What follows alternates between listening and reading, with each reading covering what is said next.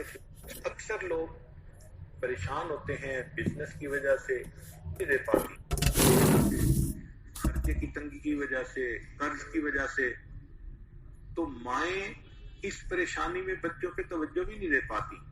تو اس کے لیے بھی ایک عمل ساتھ سن لیجئے. ہمارے حضرت مرشد عالم رحمۃ اللہ علیہ فرماتے تھے کہ جب بھی نماز پڑھیں، ہر نماز کے بعد اول آخر ایک دفعہ درود شریف اور درمیان میں 7 مرتبہ سورت لإیلاف قریش، پوری سورت 7 دفعہ پڑھیں، چھوٹی سی سورت ہے، اور پھر دعا مانگیں. اس عمل کو کرنے سے رزق کی کوئی بھی پریشانی ہو، اللہ اس پریشانی کو دور فرما دیتے ہیں. ایک صحابی ہے، یا رسول اللہ تنگی ہے رزق کی، کوئی وظیفہ بتائیں. کتنے لمبے لمبے وظیفے لوگ پڑھ رہے ہیں کہ کاروبار کھل جائے اور روزی بڑھ جائے. کتنے لمبے چوڑے، کتنے کتابوں میں ایڈے بڑے وظیفے لکھے پڑے، پڑھوں گے بندہ بڈھا ہو جائے.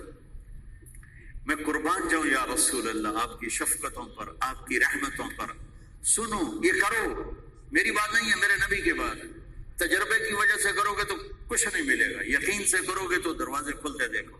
کہ یا رسول اللہ اريد ان يوسع لي رزقي، میں چاہتا ہوں میری روزی کھل جائے. تو آپ نے کہا ادم على الطہارہ يوسع لك رزقك، تو باوضو رہا کر تیرا رزق کھل جائے. کوئی زور لگتا ہے وضو؟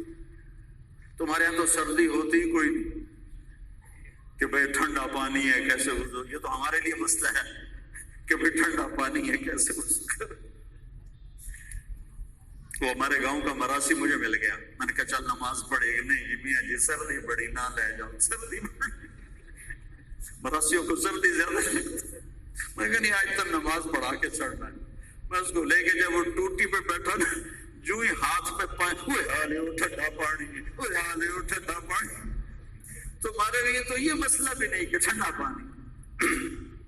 میرے نبی کی یہ سارا مجمع لے لو، یہ اوپر مستورات لے لیں. ادم علی الطہارہ یوسع لیک رزقک، میرے نبی نے فرمایا باوضو رہنا شروع کر دے، اللہ تیرا رزق کھول دے گا.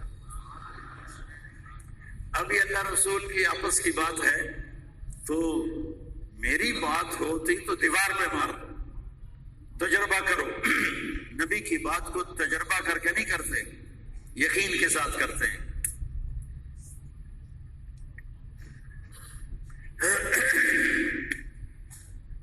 ادم علی الطہارہ یوسع لیک رزقک، باوضو رہا کر. اچھا، باوضو رہنے کے اور فائدے.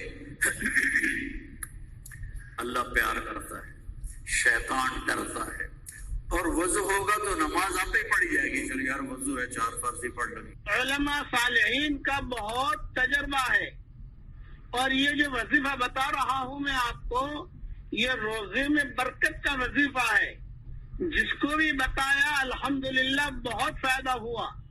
بلکہ ایک آدمی ایسا تھا کہ جس نے 1000 کے نوٹ زندگی میں کبھی نہیں گنے تھے. 1000 کے نوٹ اس نے گنے نہیں تھے. اسے بھی یہ وظیفہ بتایا گیا تو الحمدللہ اب اس وقت میں کروڑ پتی ہے. وہ 1000 روپیہ کبھی گنا ہی نہیں تھا اس نے، لیکن آج اللہ تعالیٰ نے خوب مال دیا. لوگ جو ہے بہت ہی پریشان ہے روزے کے سلسلے میں. میں ایک مختصر وظیفہ بتاتا ہوں جس پر عمل کرنے سے، لیکن یہ کوئی حدیث میں نہیں ہے، اس کا خاص خیال رکھنا. صالحین کا تجربہ ہے اور بہت ہی مجرد ہے. لیکن یہ وظیفہ کیا جاتا ہے فرض نماز کے بعد. اس کے لیے فرض نماز پڑھنا ضروری ہے. فرض نماز کے بعد 2 منٹ کا وظیفہ ہے، وہ کر لیجئے. اللہ تعالیٰ آپ کے روزے میں خوب برکت دے گا. نمبر 1، فرض نماز کے بعد یہ پڑھنا ہے. نمبر 2، 1 مرتبہ درود شریف پڑھ لیجئے.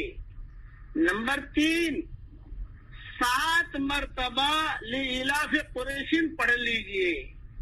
نمبر 4، پھر 1 مرتبہ درود شریف پڑھ لیجئے.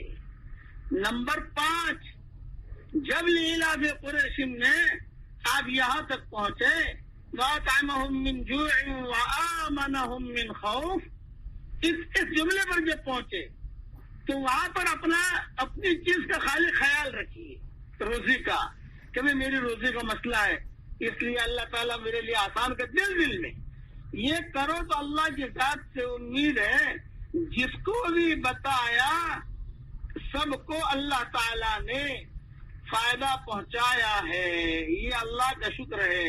چونکہ بہت خبریں آتی ہیں، میں اس لیے یہ مختصر چیز بتا دی میں نے، لیکن شرط ہے اس میں فرض نماز کے بعد کوئی آدمی کہے کہ فرض نماز نہ پڑھوں، نہ، فرض نماز پڑھیے، فرض نماز کے بعد اطمینان سے اپنی جو سنتیں وغیرہ ہے وہ پڑھ لیجئے، جو فرض نماز کے بعد کے اذکار مسنونہ ہے وہ پڑھ لیجئے، جو دعائیں ہیں فرض نماز کے بعد آیت الکرسی ہے، تسبیح فاطمی ہے، وہ ساری کی ساری چیزیں پڑھ لیجئے۔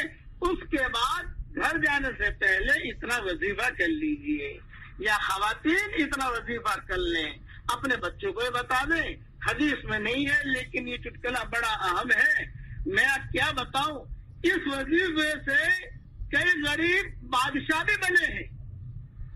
اب قصہ تو سب سنا نہیں سکتا، گزشتہ زمانے میں جو بادشاہ بنے ہیں وہ اس وظیفے کی وجہ سے بنے ہیں، یہ بھی کتابوں میں لکھا ہے کہ تھا بالکل غریب لیکن اللہ نے بادشاہ بنا دیا، چمکا دیا۔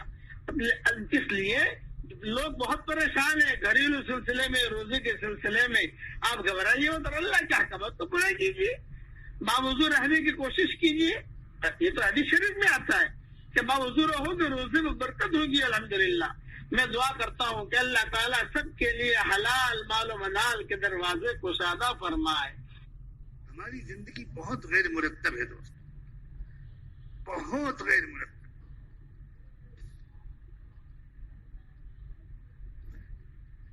چھوڑے دن انسان کو ذرا دقت پیش آتی ہے، آپ اچانک رات میں 10 بجے سونا شروع کریں تو پہلے ہی دن مشکل ہوگا۔ عادت ہے 12-1 بجے کے بعد لیٹنے کی، اور پہلے ہی دن یہ ہو جائے کہ بھئی کھانا 8-8:30 بجے کھا لیا، عشاء سے پہلے کھانا کھا لیا، عشاء کے بعد 1 گھنٹہ، اس کے بعد آرام، بس۔ تو یہ پہلے دن بہت مشکل ہوگا۔ سب سے پہلے تو گھر والوں کے سمجھ میں نہیں آئے گا کہ یہ کیا ہوا،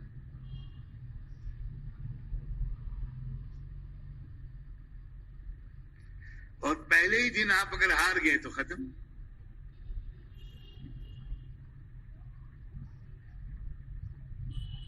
صبح کو جلدی مناسب وقت پر اٹھنا رات میں جلدی سوئے بغیر ممکن نہیں، بالکل ممکن نہیں۔